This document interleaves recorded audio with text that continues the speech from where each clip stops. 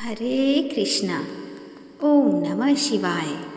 प्रिय भक्तों, कार्तिक माह शुक्ल पक्ष की चतुर्थी से छठ पूजा का आरंभ हो गया है। छठ पूजा के दिन षष्ठी मैया की पूजा तथा आराधना की जाती है। षष्ठी या छठी मैया को ब्रह्मा की मानस पुत्री भी कहा जाता है। ऐसा कहा जाता है कि छठी मैया की पूजा करने से संतान की प्राप्ति होती है और इन्हें सूर्यदेव की बहन भी माना जाता है। पौराणिक मान्यताओं के अनुसार सृष्टि की रचना करते समय ब्रह्मा जी ने अपने शरीर को 2 भागों में विभाजित कर दिया था। सृष्टि रचयिता के दाएं भाग से पुरुष और बाएं भाग से प्रकृति का जन्म हुआ। प्रकृति ने अपने आप को 6 हिस्सों में बांटा। प्रकृति देवी के छठे हिस्से को ही षष्ठी देवी यानी छठी देवी कहा जाता है। तो प्रिय भक्तों, आज मैं आपको छठ पूजा में छठी मैया के व्रत की कथा सुनाने जा रही हूँ। आप सभी इस कथा को बड़ी श्रद्धा तथा प्रसन्न चित्त मन से सुनिएगा। एक समय राजा प्रियव्रत थे।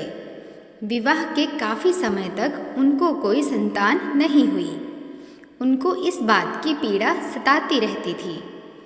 एक बार उन्होंने महर्षि कश्यप से अपने मन की व्यथा कही। महर्षि कश्यप ने राजा को संतान के लिए पुत्रेष्टि यज्ञ कराने का सुझाव दिया। राजा प्रियव्रत अत्यंत प्रसन्न हुए। उन्होंने पुत्रेष्टि यज्ञ विधि विधान से कराया। यज्ञ में आहुति के लिए खीर बनाई गई। उस खीर को राजा की पत्नी मालिनी को प्रसाद स्वरूप ग्रहण करने को कहा गया। रानी ने सहर्ष उस खीर को खा लिया। उसके प्रभाव से रानी गर्भवती हो गई और कुछ समय पश्चात एक बालक को जन्म दिया। पुत्र प्राप्ति के समाचार से राजा प्रियव्रत बहुत खुश हुए, लेकिन यह खुशी कुछ समय के लिए ही थी। वह पुत्र मृत पैदा हुआ था। वह उसके शव को लेकर शमशान घाट पर पहुँचे। अपने बेटे के वियोग में इतने दुखी थे कि वे भी अपने प्राण त्यागने लगे। तभी वहाँ पर ब्रह्मदेव की मानस पुत्री देवसेना प्रकट हुई। उन्होंने राजा प्रियव्रत से ऐसा न करने को कहा। उन्होंने कहा कि उनकी उत्पत्ति सृष्टि की मूल प्रवृत्ति के छठे अंश से हुई है।